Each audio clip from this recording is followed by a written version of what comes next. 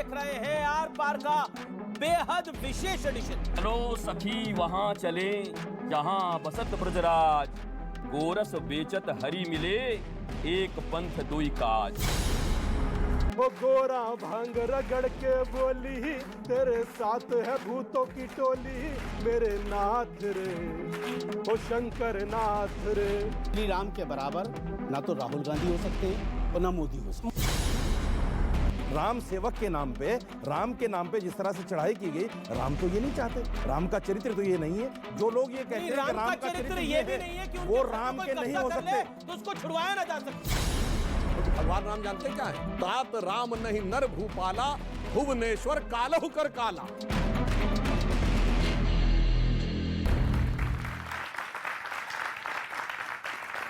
नमस्कार व्यूअर्स, मैं हूं अमीश देवगन और आप देख रहे हैं आर पार का बेहद विशेष एडिशन। सनातन में श्रद्धा रखने वाले देश और दुनिया के करोड़ों लोगों के लिए क्या नया साल गोल्डन ईयर यानी स्वर्ण साल साबित होने जा रहा है। ऐसा मैं इसलिए कह रहा हूं क्योंकि दशकों से रामलला के जिस भव्य और दिव्य मंदिर का इंतजार था, उसका प्रथम तल यानी फर्स्ट फ्लोर अक्टूबर 2023 में बनकर तैयार हो जाएगा। ज्ञानवापी और मथुरा का मुद्दा भी जोर पकड़ रहा है और तो और सलमान खुर्शीद को राहुल गांधी में श्री राम नजर आने लगे हैं। अरविंद केजरीवाल खुद को कृष्ण का अवतार बताने लगे हैं और यूपी चुनाव के दौरान तो वासुदेव कृष्ण सपने में अखिलेश यादव को दर्शन देने आए थे। इतना ही नहीं, कांग्रेस के दिग्गज नेता पूर्व केंद्रीय मंत्री ए के एंटनी कह रहे हैं कि कांग्रेस को चुनाव जीतना है तो बहुसंख्यकों को साथ लेना ही पड़ेगा, वरना मोदी को हराना अब मुश्किल हो चला है।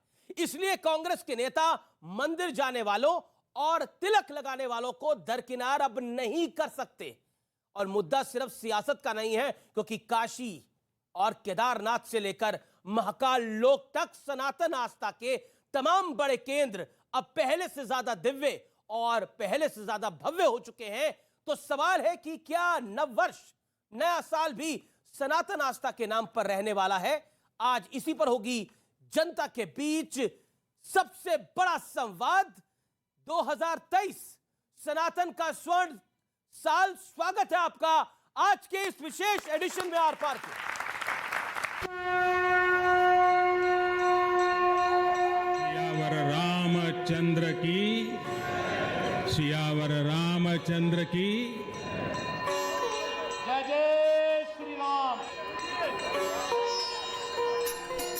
क्या मौजूदा दौर सनातन श्रद्धा का सबसे शानदार दौर है? क्योंकि सनातन आस्था से जुड़े मुद्दे गिनते जाइए। अयोध्या में भव्य राम मंदिर का प्रथम तल अक्टूबर 2023 में तैयार हो जाएगा। ज्ञानवापी और मथुरा का मुद्दा जोर पकड़ रहा है। उज्जैन में भव्य महाकाल लोक और काशी विश्वनाथ कॉरिडोर से लेकर बद्रीनाथ और केदारनाथ तक सनातन आस्था के कई बड़े केंद्रों को पहले से भी ज्यादा दिव्य और पहले से ज्यादा भव्य बनाया जा चुका है।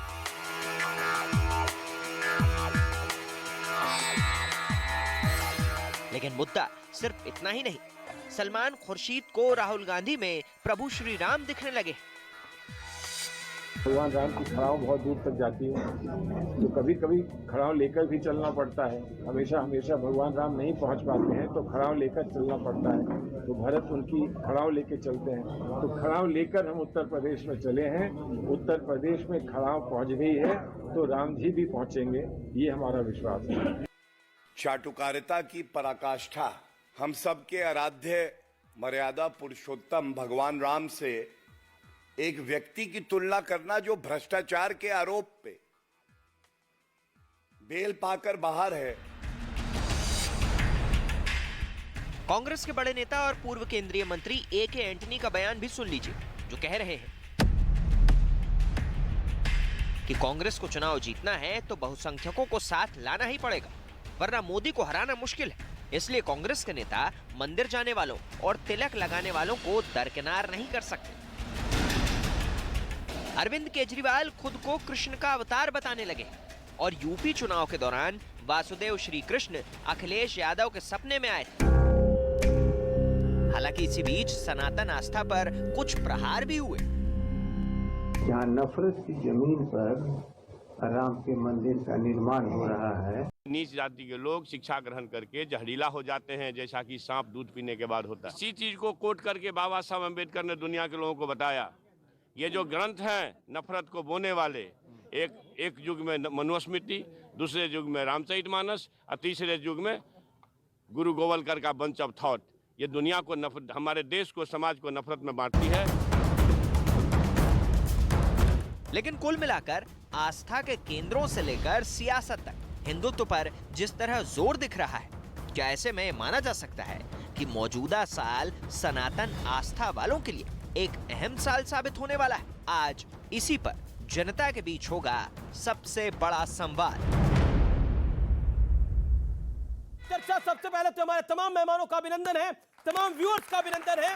मेरे साथ आज जुड़ रहे हैं खास तौर पर डॉक्टर सुधांशु त्रिवेदी, भारतीय जनता पार्टी के लोकप्रिय प्रवक्ता हैं, सांसद हैं, आपका अभिनंदन है।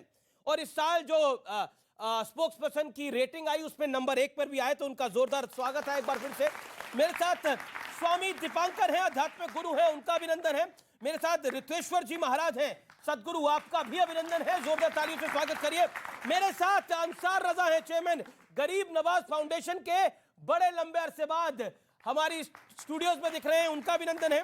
मेरे साथ मौलाना साजिद रशीदी हैं, उनका अभिनंदन है, आपका अभिनंदन है। मेरे साथ शादाब चौहान है, नेता पीस पार्टी के, उनका अभिनंदन है। तो आप तमाम लोगों का एक बार फिर स्वागत है। साल 2023 सनातन आस्था के लिए मैं शुरुआत आपसे करता हूं ऋत्वेश्वर जी महाराज। सनातन आस्था के लिए बड़ा साल होगा। बड़ा साल इसलिए होगा कि कहा जाता है लीगली 50 साल का इंतजार रामलला के मंदिर के लिए करना पड़ा और वैसे 500 साल का इंतजार करना पड़ा। क्या कहना चाहते हैं? आपने बहुत दिव्य और भव्य कार्यक्रम रखा है, जो पूरे सनातन धर्मावलंबी, मतावलंबी पूरे विश्व में जो हैं, इससे वो प्रसन्न होंगे। और पिछले साल आपने कहा कि सबसे सुपरहिट था, ये इस साल भी होगा, क्योंकि आपने एक ऐसा सवाल उठाया है। देखिए 2023 आ रही है, लेकिन 2022, 2014 से जो कुछ इस देश में होता आया है, कभी भी कोई सत्य बात कहने में किसी को गुरेज नहीं होनी चाहिए। यद्यपि आपको लोग दलाल कह देंगे, आपको सत्ता के दलाल कह देंगे, किसी पार्टी से जोड़ देंगे, मेरा ये कहना है जो राष्ट्रीयता, सनातन धर्म, सनातन मत और भारत के विकास के लिए काम करे, सबके हित के लिए काम करे, उसके पक्ष में खड़ा होने में अगर कोई दलाल कहता है तो 100 बार दलाल कहलाने में भी हमें कोई गुरेज नहीं होना चाहिए। और मैं मानता हूं कि भारत देश के प्रधानमंत्री श्री नरेंद्र मोदी जी और मैं जिस प्रदेश से आता हूं, आपने भी नाम लिया मथुरा, मैं अयोध्या में भी और हमारी काशी में भी, मैं सब जगह गया। पर अब तो हमारे कृष्ण लला का समय आया है, मैं तो वहीं का हूं और ये सुंदर समय आया है। एक साधारण सी बात है, देखिए 3 चीजें हैं, अयोध्या, मथुरा, काशी, इतने पे तो बात हो रही थी। वेटिकन सिटी में कोई क्या जाके मंदिर की बात कर सकता है? कोई मक्का मदीना में जाकर के किसी मंदिर की बात कर रहा है? ये स्थान, 3 स्थान हिंदुओं के लिए, सनातन धर्मावलंबियों के लिए आत्मा की तरह है, प्राण की तरह है। रामलला का मंदिर बहुत भव्य और दिव्य बनने जा रहा है, काशी और मथुरा की बात हो रही है, लेकिन इसी बीच सियासतदानों को भी लगने लग गया है कि बिना हिंदुत्व के अब काम नहीं चल सकता। किसी को वासुदेव कृष्ण सपने में आते हैं तो कोई तो खुद बन जाता है। क्या आपको लगता है कि सियासत के लिए भी सनातनी युग है ये? आप एक बात बताइए अमीश जी, अगर अखिलेश यादव के सपने में कृष्ण जी आते हैं तो इसमें बुरा क्या है? किसी ने बुरा कहा नहीं है, तो फिर उस पर एतराज करने की तो कोई बात नहीं है। भाई खाली मोदी जी के ही सपने में भगवान राम आ सकते हैं क्या?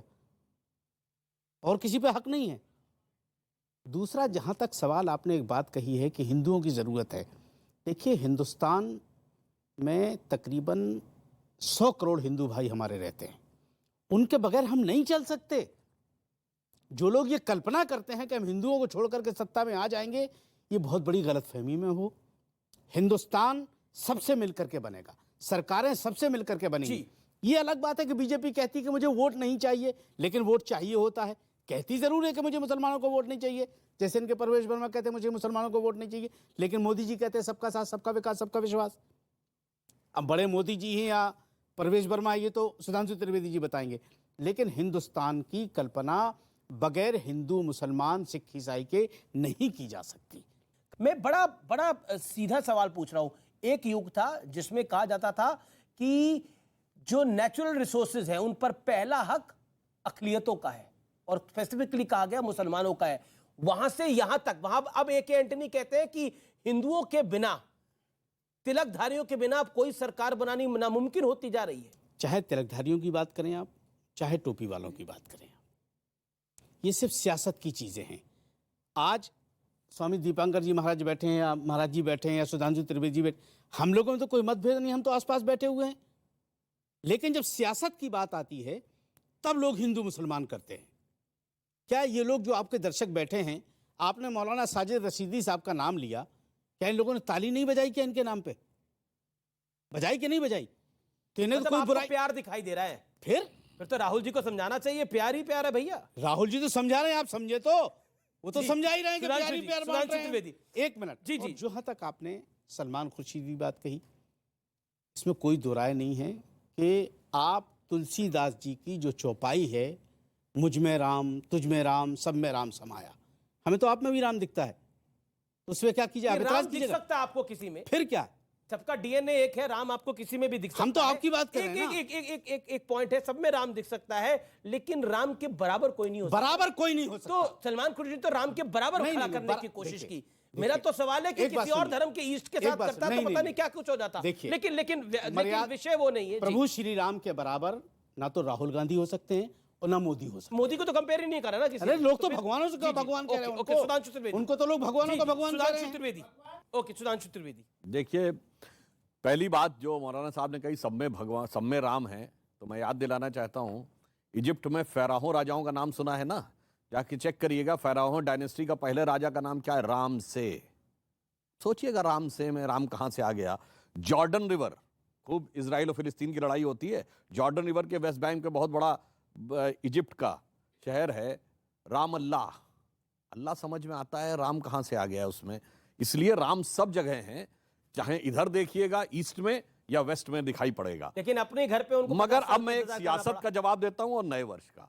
देखिए, जो मौलाना साहब ने सियासत की बात की, देखिए प्रॉब्लम क्या है कि कुछ लोगों के माइंडसेट इस ढंग से भरने का प्रयास किया जाता है। मोदी जी ने तो सबका साथ सबका विकास की बात कही।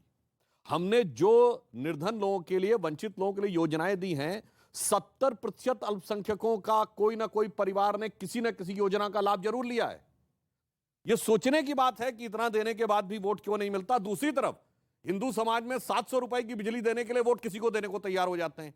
तो यह विचार भी एक करने का विषय है कि यदि हम सबको दे रहे हैं, फिर भी कोई उस लाभ को लेने के बाद भी विकास से न संबंध रख के मन में किसी द्वेष से संबंध रख रहा है, तो मेरे विचार से इस स्वर्ण काल में हमें उस चीज का निवारण या परिमार्जन करने की जरूरत है। हमारा नया साल शुरू होता है मार्च से। अब मैं एक बात कहना चाहूंगा, 2 महीने का अंतर है दोनों में। तो जनवरी, फरवरी, मार्च, अप्रैल किसके नाम पे हैं? आप जाके नेट पे चेक कर लीजिएगा, मिल जाएगा। जूलियस सीजर के नाम पे जुलाई है, अगस्टस सीजर के नाम पे अगस्त है। जिस राजा को बड़ा दिखाना था उसने अपना 31 का महीना कर दिया ताकि 30 से ज्यादा मेरा हो। मगर 4 महीने ऐसे हैं जिनका उल्लेख ही नहीं मिलता कि कहां से है। सितंबर, अक्टूबर, नवंबर, दिसंबर। सितंबर क्या है? ग्रेगोरियन कैलेंडर का 9वां महीना, हमारे कैलेंडर का 7वां महीना। और अंबर कहते हैं आकाश को संस्कृत में। जब 12 जोडियक में आप डिवाइड करते हैं, जब सूर्य सप्त अंबर में है तो वो सप्तंबर है, अष्ट अंबर में है तो अक्टूबर है, नवम अंबर में है तो नवंबर है, दशम अंबर में है तो दिसंबर। और जिनको मेरी बात के ऊपर कोई यकीन ना हो तो मैं पूछना चाहता हूं, बता दो ओरिजिन ऑफ द वर्ड सितंबर, अक्टूबर, नवंबर, दिसंबर। और फिर यदि ये सब कुछ सच है तो जिन जिन लोगों ने अपने महीने का नाम बड़ा करने के लिए 31 का महीना किया, तो सारे कटने कहां से चाहिए थे? आखिरी महीने से कटने चाहिए थे ना। तो दिसंबर 28 का होना चाहिए था, फरवरी 28 का क्यों है? इसका अर्थ साफ है कि जैसे हमारा जिस समय चैत्र शुक्ल प्रतिपदा आती है मार्च के महीने में, सारी दुनिया में एक जमाने में वही कैलेंडर था। मगर अफसोस कि आज हम उसमें आ गए हैं। धीरे धीरे कुहासा छट रहा है। शोक की पिछली रजनी बीच विलसता सुख का नवल प्रभात, एक पर्दा व झीना नील छुपाए है जिसमें सुख गात। बहुत बड़े महत्वपूर्ण आपने बात करी और बहुत शानदार तरीके से आपने बात करी। मैं रुक करता हूं आपका शादाब चौहान। आज हम जब बात कर रहे हैं सनातन युग की, सनातन साल की, तो कई चीजें दिमाग में आती हैं। पहली चीज ये आती है कि इस देश के अंदर हर पॉलिटिकल पार्टी को रियलाइज होने लगा कि हिंदू भी अब एक बड़ा वोट बैंक है, उसको अवॉइड नहीं किया जा सकता। अमीर जी, हिंदू भी बड़ा वोट बैंक नहीं है, हिंदू ही वोट बैंक है। मुसलमान तो कभी वोट बैंक था ही नहीं, ना है। मुसलमान कहीं वोट बैंक नहीं है, और ना कभी आप देखिए कब मुसलमान प्रधानमंत्री कब बना, हमेशा हिंदू या सिख ही बने हैं जनरली।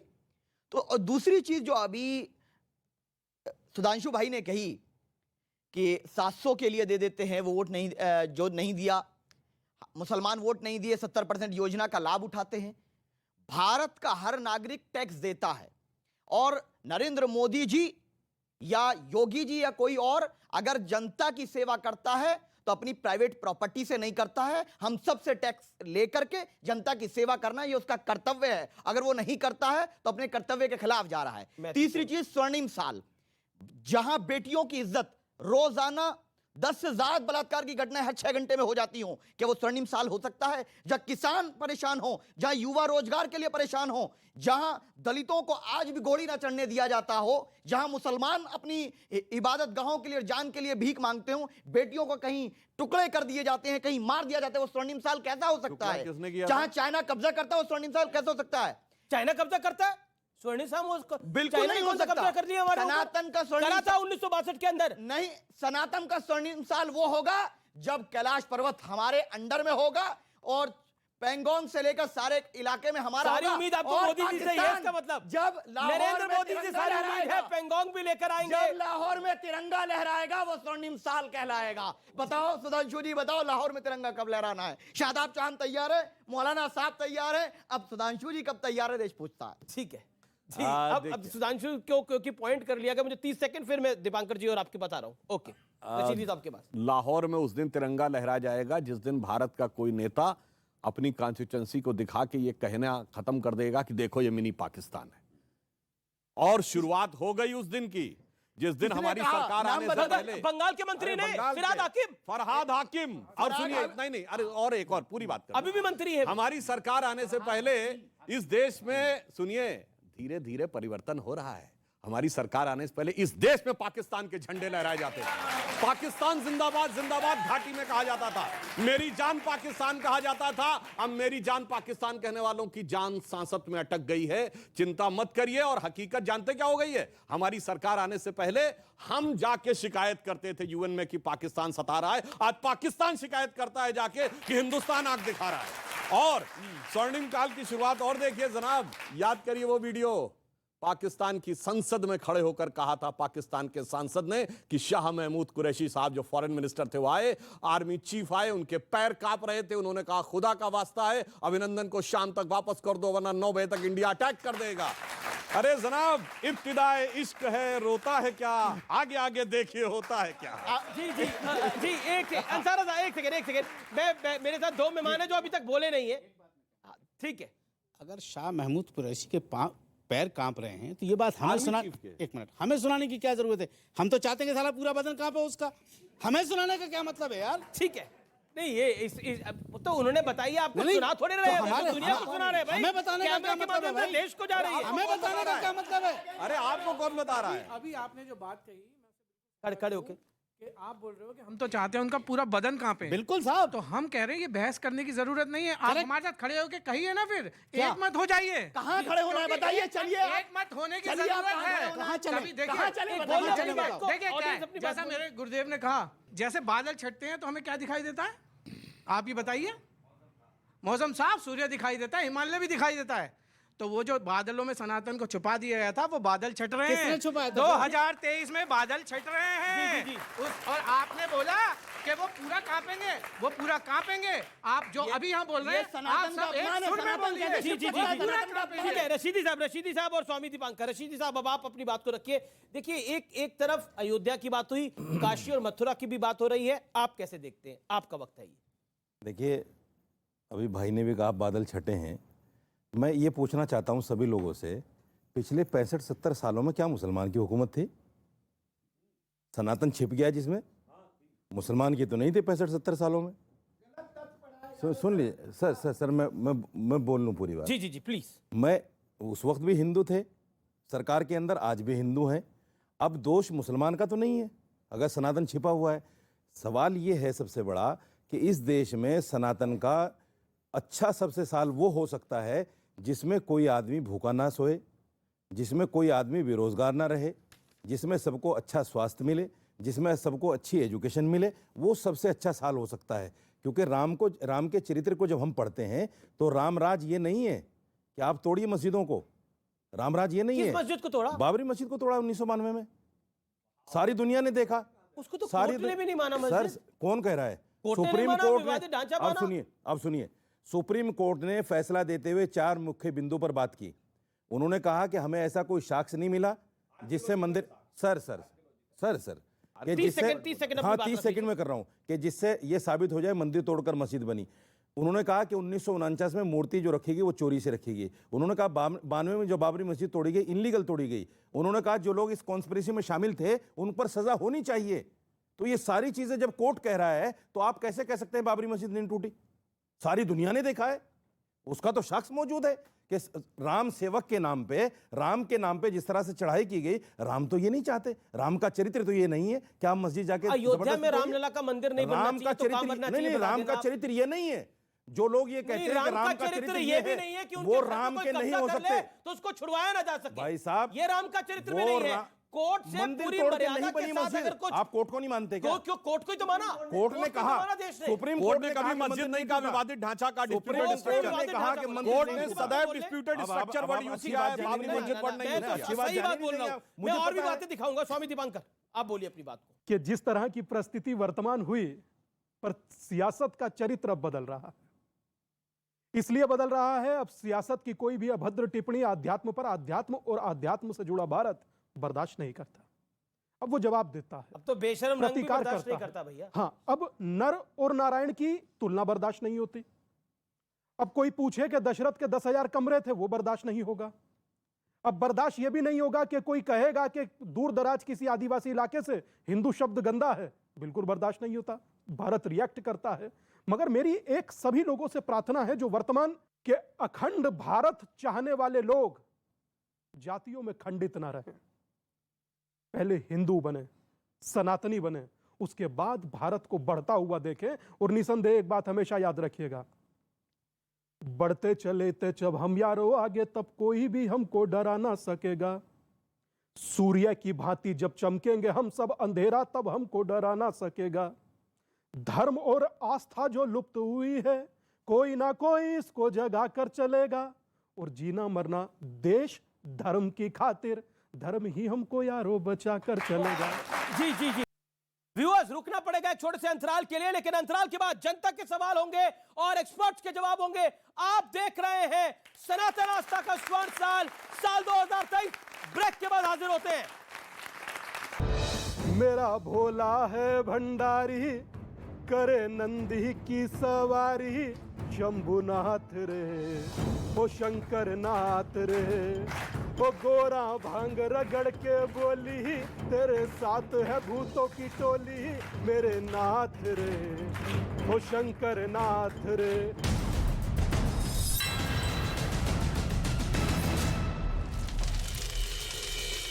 लेकर के फरार हो गए बदमाश। सीसीटीवी में रिकॉर्ड हुई वारदात।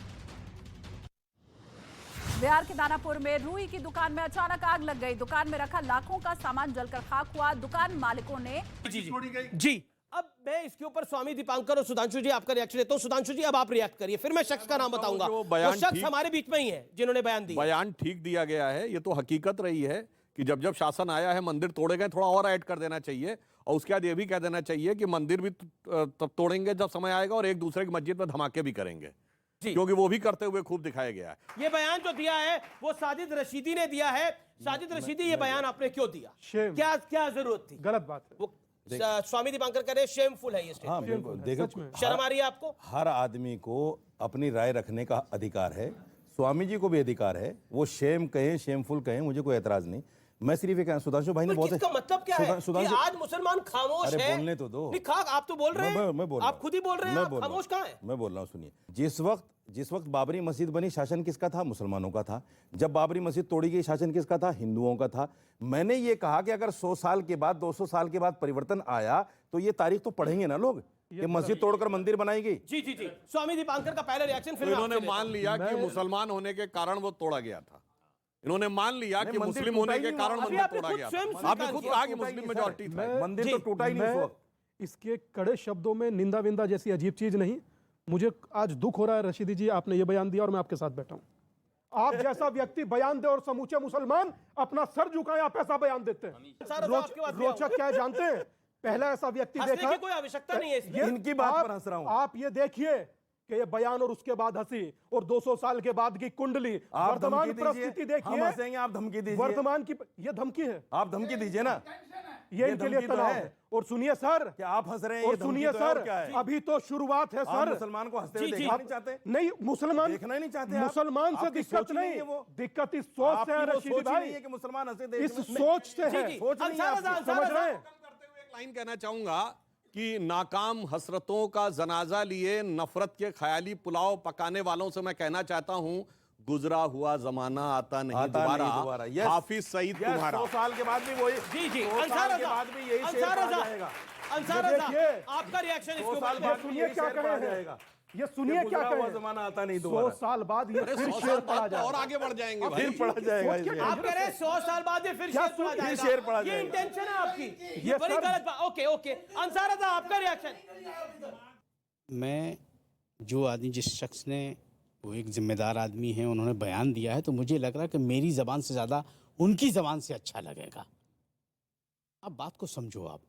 रशीदी साहब ने बयान दिया, वो यहाँ मौजूद है, उन्होंने ये अपनी जिम्मेदारी, आपने बोला वो जिम्मेदार आदमी है, तो जिम्मेदारी वाला बयान है। जिम्मेदारी वाली बात उन्होंने कही है, तो आप उनसे जवाब लेना चाहिए। आप इस पर नहीं कुछ बोलना एक मिनट, नहीं, इसमें से आप शादाब चौहान से पूछना चाहें, सुधांशु त्रिवेदी से, भाई ये तो ठीक है, इनके तो फायदे की चीज़ है, तो ये तो जवाब देंगे। नहीं, फायदा नुकसान नहीं है। अरे हम समझते हैं ना सर, हम समझते हैं सर उसको, हम समझते हैं उसको कि किससे किसको फायदा। बयान उन्होंने दिया, फायदा इनका हो रहा है। जाहिर है, तो कमाल मैं है साहब, इसीलिए कह रहा हूं गजब कि है। वो जिम्मेदार आदमी है, वो खुद जवाब देंगे। वो जिम्मेदार आदमी है। उनसे एक जिस लफ्जों में इन्होंने कहा है, ये कोई नई बात नहीं है। ये यही बात हैदराबाद में बैठ के ओवैसी बोल रहे हैं, यही बात ये बोल रहे हैं कि 100 साल बाद आने दो, 100 साल के बाद आने दो, 100 साल के बाद आने दो। इनको ये पता नहीं है कि शायद इसी साल अब ये जनसंख्या नियंत्रण कानून आ जाएगा। अब कोई साल आने वाला नहीं है ऐसा, अब साल सनातन का आएगा। अच्छा, अब मुसलमान ही नहीं बचेगा। अब साल भारत का आएगा, मुसलमान ही नहीं साल बचेगा। भारत का होगा, सनातन का होगा, नहीं, नहीं, अगर आनंद अगर- का होगा, प्रेम का होगा, अगर वसुधैव जनसंख्या कुटुंबकम का होगा, कानून आ जाएगा तो मुसलमान नफरत ही का नहीं नहीं बचेगा। होगा। किसी ने ये नहीं बोला। इसका मतलब यही हुआ नहीं नहीं नहीं, कि नफरत का मुसलमान नहीं होगा, बचेगा। नहीं, नहीं, प्रेम का। ओके, अरे ओके, सर, एक कुछ मैं तो आपको सोच बता के दूंगा, बोल रहे हैं। शदाब चौहान ये तो लंबे सोच अरसे समझ से के बोल इंतजार रहे हैं। कर रहे हैं। बयान और इतने सवाल भी एक ऑडियंस से। जनसंख्या हमारे नियंत्रण एक इतना सेकंड, बयान महाराज महाराज, जी थी। आपके ऐसे बयान होंगे मैंने सोचा नहीं नहीं नहीं था। जनसंख्या नियंत्रण कानून से मेरा क्या मतलब है भाई? और आप क्यों चिढ़ रहे हैं फिर? मैं तो नहीं महाराज- अगर मैं बोलूंगा है, सुनिए, लाइए कानून। क्यों चिढ़ रहे हो फिर आप? लाइए कानून। अगर आपका कोई मतलब नहीं है, क्यों चिढ़ रहे हो फिर आप? कहिए लाइए कानून। आप बता दिया, बता दिया आपने। महाराज जी ने एक बहुत बड़ी बात एक कही। सेकंड, एक सेकंड, शदाब चौहान। महाराज जी ने बड़ी बात कही कि इस साल जनसंख्या नियंत्रण कानून आने वाला है। जी। जो बात सुधांशु जी को नहीं पता, जो पार्टी के प्रवक्ता है रूलिंग पार्टी के, वो महाराज जी को पता है, जो इस बात को संदेशित करता है। मैं इस देश का साधु हूँ वो सुनहरी आधार पे बोल सकते और हैं। मैं सुन लीजिए दीजिए, कि उन्हें इसका बोलने दीजिए। इसका मतलब ये उन्हें है बोलना। कि भारत सरकार जो फैसले लेगी वो स्वतंत्र रूप से चर्चा करके देश हित की बजाय कोई अगर व्यक्ति बोल देगा उसकी बुनियाद पे लेगी। इनको कैसे मालूम है? क्या आपको ये मालूम नहीं? जो सादी प्रज्ञा ने बोला है उसका भी फेवर करेंगे फिर तो ये। दूसरी चीज ये है, मुझसे सवाल पूछा गया, अमीश जी, सवाल क्या मुझसे पूछा गया। काल का मतलब ये हो जाएगा? सवाल मुझसे पूछा गया है। Let me complete. Bharatiya Janata party ने जितने भी वादा किए, मैं भारतीय जनता पार्टी का सदस्य नहीं हूं, उन्होंने धारा 370 कहा, धारा 370 हटाया, नौकरी मिल राम गई। मंदिर बनाने को कहा, एक-एक करके। राम मंदिर बनाई। उन्होंने ये भी कहा है कि कहीं ना कहीं जनसंख्या नियंत्रण कानून की जरूरी है, सामान्य नागरिक संहिता कानून की जरूरत है। मैं विश्वास करता हूं कि प्रधानमंत्री मोदी जी और उनकी पार्टी इस काम को करेगी। सुप्रीम कोर्ट और मंदिर के बारे में बता रहे थे सर। मंदिर मस्जिद तो हर सरकार का मुद्दा रहा है और सुप्रीम कोर्ट कांग्रेस के टाइम भी था और अभी भी है। तो अगर सुप्रीम कोर्ट किसी भी मुद्दे को कानून में रह के फैसला ले रही है तो आपको क्या दिक्कत है इस चीज? ये बड़ा इंपॉर्टेंट बात है। अगर कोर्ट फैसला ले रही है तो फिर क्या दिक्कत है? क्योंकि अभी पीछे बात हुई कि काशी और मथुरा की भी बात होने लग गई है, कोर्ट में जा रहे हैं। कोई ये तो नहीं, जबरदस्ती तो किसी से कोई छीन नहीं सकता इस देश के अंदर। थोड़ी जबरदस्ती गई थी बाबरी मस्जिद। मोहतरमा, हमारे देश का एक संविधान है, मैडम जवाब सुनिए। एविडेंस नहीं है मैडम, एविडेंस नहीं है मैडम, जवाब तो एविडेंस नहीं है। आर्कियोलॉजिकल सर्वे ऑफ इंडिया के पास अरे जवाब तो सुनिए। आर्कियोलॉजिकल सर्वे ऑफ इंडिया के पास एविडेंस ये नहीं है। सच है इन्होंने जो बोला कि कोर्ट ने कहा कि 500 साल पहले वहां पर कोई तोड़ा गया था, इसका आर्कियोलॉजिकल एविडेंस नहीं, क्योंकि सच है 1992 में वहां पे कोई ढांचा था, इसका कोई आर्कियोलॉजिकल एविडेंस नहीं, सिर्फ डॉक्यूमेंट्री एविडेंस है। डॉक्यूमेंट्री एविडेंस है, कोई आर्कियोलॉजिकल एविडेंस नहीं है। इसलिए मैं कहना चाहता हूं आपसे ये उम्मीद नहीं। ये तो बहुत बड़ा बयान दे दिया आपने। आपने ये गैर जिम्मेदार ये तो बहुत बड़ा बयान दे दिया आपने। नहीं, आप मस्जिद का वीडियो अपलोड है, एविडेंस है। अगर डॉक्यूमेंट्री एविडेंस को आप डिनाई कर दें, कुछ भी नहीं है। एक साइड से बोले ना, शदाब बोल रहे हैं। अरे भाई मेरी बात तो सुनिए, मैं वही कह रहा हूं, डॉक्यूमेंट्री एविडेंस है, आर्कियोलॉजिकल एविडेंस नहीं है। अगर 100-200 साल बाद ये डॉक्यूमेंट्री एविडेंस है, आप कहेंगे कि नहीं है, आर्कियोलॉजिकल कहीं नहीं है। आज एक बात सुनिए, ये जो आप कहते हो कि इतिहास इतिहास इतिहास, क्या रोमिला थापर के इतिहास से पूरा सनातन संस्कृति चलेगा? हमारा 1 अरब 97 करोड़ साल पुराना इतिहास है। हम उस इतिहास की बात करते हैं। रामायण और महाभारत को जिनको लोग माइथोलॉजी कहते हैं, मेरे प्यारे बच्चों जो आप यहां बैठे हुए हैं भारतवर्ष के, इस बात को जानो, ये ग्रीक वर्ड है माइथोलॉजी। हमारा वो स्वर्णिम इतिहास है, हिस्ट्री है। भगवान राम और कृष्ण के यहाँ के हिस्ट्री है, उनको माइथोलॉजी कह के डिनाई मत करो। इसलिए मंदिर इस पर मैं एक बात कहना चाहता हूं, अगर भगवान राम माइथोलॉजी थे तो राम सेतु कहां से बन गया? अगर भगवान राम माइथोलॉजी थे तो श्रीलंका में अशोक वाटिका कहां से? अगर भगवान राम माइथोलॉजी थे तो अयोध्या कहां से है? अगर भगवान राम माइथोलॉजी थे तो चित्रकूट का वो पहाड़ कहां से आया? ये सब सच्चाई है। अगर वासुदेव कृष्ण सच्चाई है तभी तो मथुरा है। स्वामी जी ने एक बहुत अच्छी बात कही, ये माइथोलॉजी वर्ड कहां से आया है? अंग्रेजी में शब्द है ना मिथ, MYTH मिथ। ये मिथ शब्द कहां से आया है? संस्कृत के मिथ्या से आया है। ब्रह्म सत्यम जगन मिथ्या, जो मिथ्या होता था उसको आप ये बताइए कि महाराज जी सही है, सुधांशु जी सही है, वो ग्रीक बता रहे हैं, आप संस्कृत समझे नहीं। पूरी बात एक ही बात है। नहीं सुनिए तो पूरी बात। अरे सुनिए, जननी संस्कृत है। हाँ तो राष्ट्रीय भाषा घोषित करिए। अरे भाई पूरी बताइए सुधांशु जी से, राष्ट्रीय भाषा घोषित करिए। एक सीरियस बात कर रहा हूं, ये रखते साल की सुनिए, महत्वपूर्ण डिबेट है। मिथ्या शब्द से मिथक और मिथक से मिथ बना, ये मैं नहीं कह रहा हूं। ये विलियम जोन्स जो कलकत्ता हाईकोर्ट का जज था 1790 में, जिसने कहा कि ग्रीक और लैटिन सब संस्कृत से निकली, उसने प्रूफ किया है। भाई क्या बात कर रहे हैं आप? एक अभी बोला गया, अभी बड़ी महत्वपूर्ण बात बोली गई और अभी बोला गया कि संस्कृत को राष्ट्रीय भाषा घोषित कर दीजिए। तो आप प्रस्ताव तो डॉक्टर अंबेडकर आप अपनी पार्टी से प्रस्ताव पारित कराइए कि संस्कृत को राष्ट्रीय भाषा घोषित कर दिया जाए। तो कर देंगे, तो कर बीजेपी कर देगी। अगर कर देंगे तो बोलेंगे देखिए एक ही धर्म की बात हो रही है, नहीं कर रहे तो करो। आप बार बार इनको चैलेंज करते हैं। पिछले साल 2018-19 में आप लोग चैलेंज करते थे राम मंदिर बना के दिखाओ, राम मंदिर बना के दिखाओ, 370 हटा के दिखाओ, 370 हटा के दिखाओ। कहिए का इन्होंने बनाया मंदिर? आप बोलिए, बुलवाइए। प्रवक्ता नहीं आप बीजेपी के, इन्होंने नहीं अदालत ने बनाया या बीजेपी ने बनाया? बताइए। नहीं बनाया, बताइए। बीजेपी कानून लेकर वापस लीजिए, बोलिए अपने शब्द वापस ले लीजिए आप। बीजेपी ने नहीं बनाया मंदिर। चाहे राम मंदिर हो, चाहे महाकाल, सहयोग होता है सब कुछ। सब कुछ सहयोग की बात है। मानो तो सहयोग, नहीं तो प्रयोग मान लो। ये आपके ऊपर है, इच्छा आपकी है। आप जो भी अमीश, आवाज होती है। मैं एक बात कहता हूं, देखो इसको सनातनी भाषा में कहते हैं राम कृपा से सब हो रहा है। सरकार का दबाव था कोर्ट पर। मेरा आपकी कृपा से वो कहते हैं, प्रभु राम का एक भजन है, मेरा आपकी कृपा से सब काम हो रहा है। अमीश, सही बात है। मैं एक रोचक बात कहूंगा। आप सोचिए कि आजाद हिंदुस्तान में अभी अंसार भाई ने भी कहा कि बिना हिंदुओं के कल्पना नहीं हो सकती, सब लोगों का साथ जरूरी है। एक व्यक्ति सबके बीच में बैठकर कहता है कि 100 साल बाद यह संभव है, और कहकर हंसता है, फिर उसके बाद ताली मारता और दूसरे पे यूं कर देता।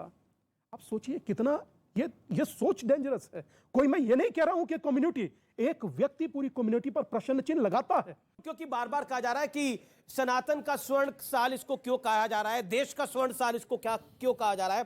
भारत G20 की अध्यक्षता कर रहा है। यह हर देश प्रेमी के लिए, भारत के लिए स्वर्ण साल है। भारत ने अपने लगभग 100 करोड़ लोगों को वैक्सीन लगवा दी है। यह भारत के लिए स्वर्ण साल है।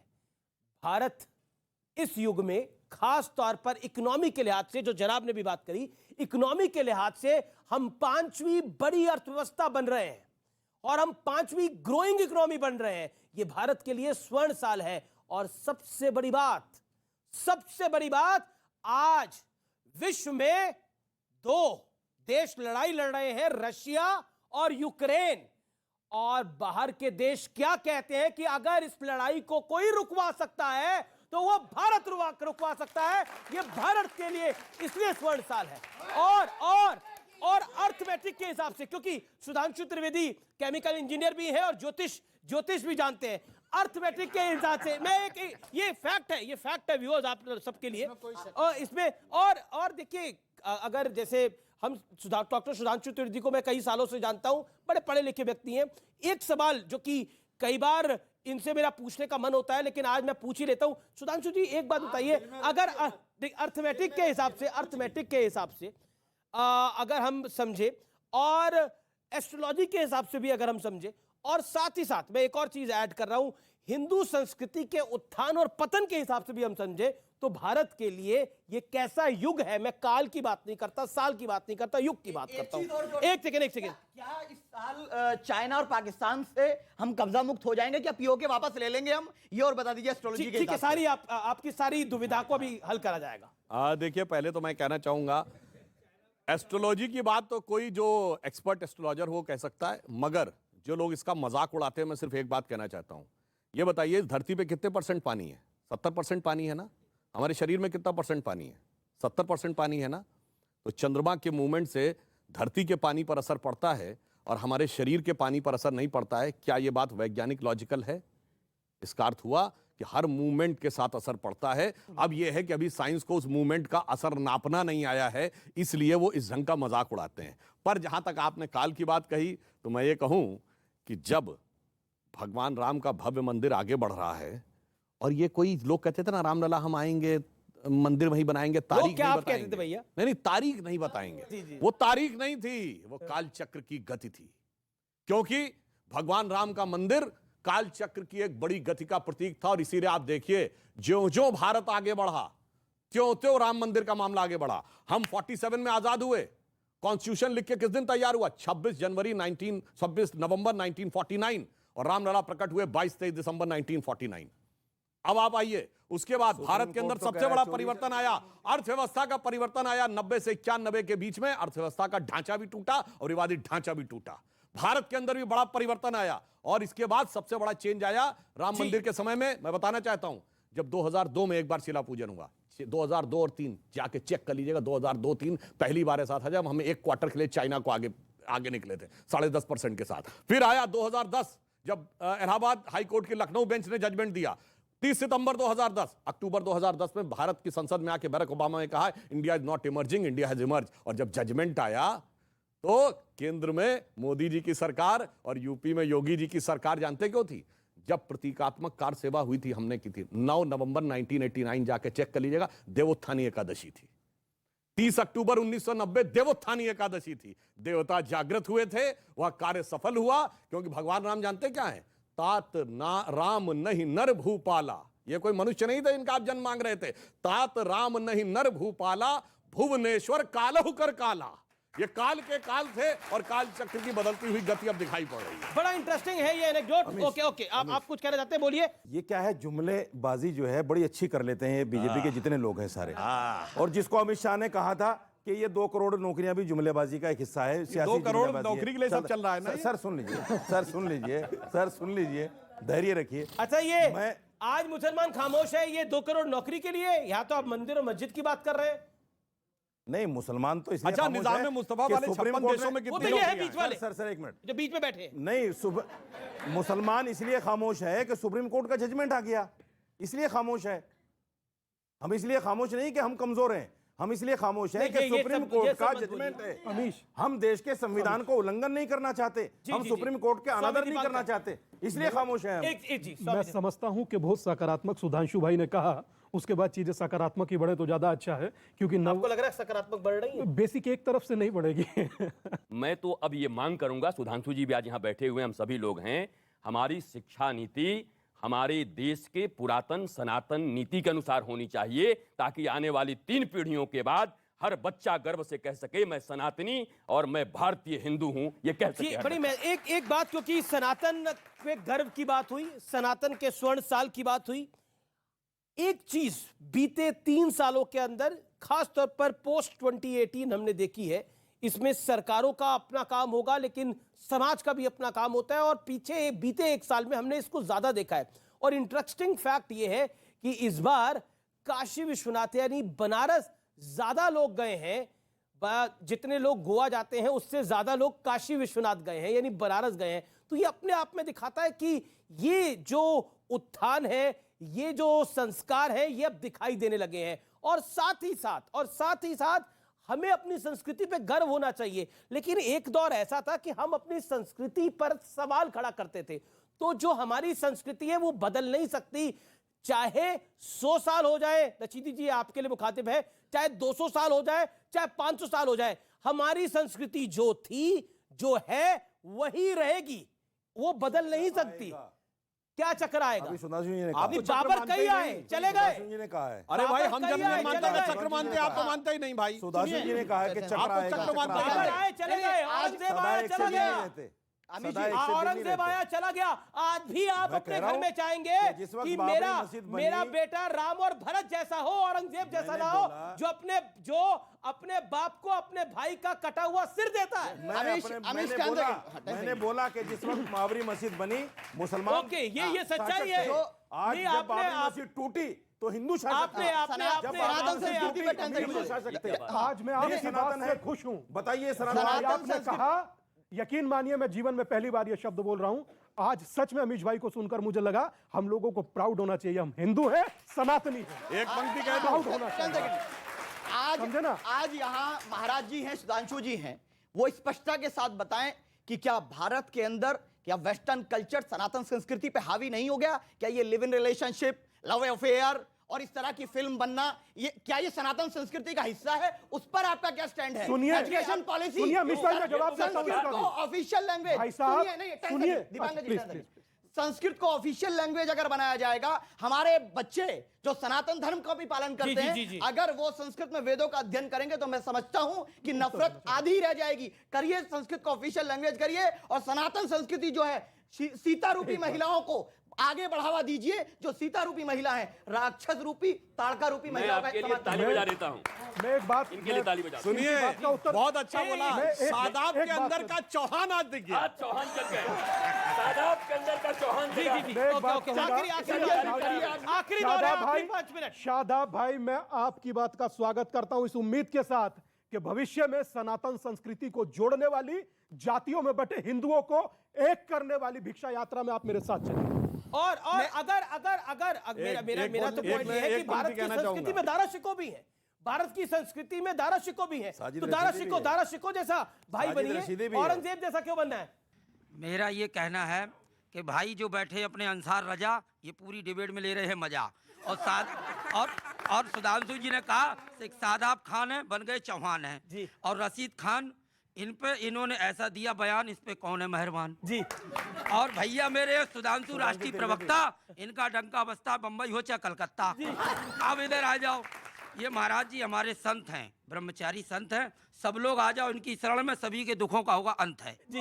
बहुत बढ़िया, बहुत बढ़िया। अच्छा, नए साल पे आपका कोई रेजोल्यूशन तो होगा, एक लाइन, नए साल पे कोई रेजोल्यूशन तो होगा आपका? मैं ये कहना चाहता हूं जी, बोलिए। सबसे अच्छा साल वो होगा जब देश से गरीबी, बीमारी और ये कोविड जैसी चीज जो ला रहे हैं ना बार बार, ये खत्म हो जाएगा।